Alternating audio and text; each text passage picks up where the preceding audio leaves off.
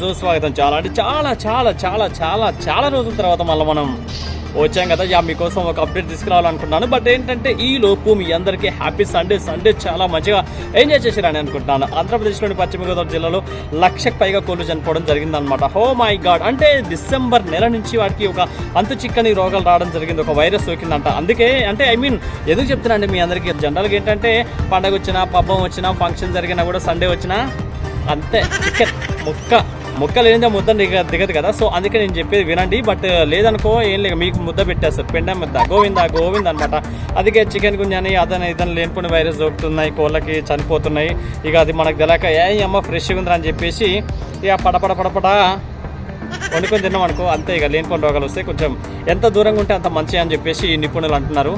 అర్థమైతే ఆలోచించండి, మీరైతే ఫాలో అవుతారని అనుకుంటాను. నాకు తెలుసు మీరు చాలా అంటే చాలా అందంగా ఉన్నారు, అందంగా వింటారు. ఎందుకంటే మీరు చాలా మంచి వాళ్ళు. ఏదైనా చెప్పినా కూడా వెంటనే అలా వినేస్తారు. అవును, బుద్ధిమంతులు. Thank you so much. నాలుగు అందరికీ ఇలాంటి అప్డేట్స్ మీకు సంపిస్తాం వాయిస్తో మరొక అప్డేట్స్తో మీ ముందుకు రాబోతున్న. నమస్తే.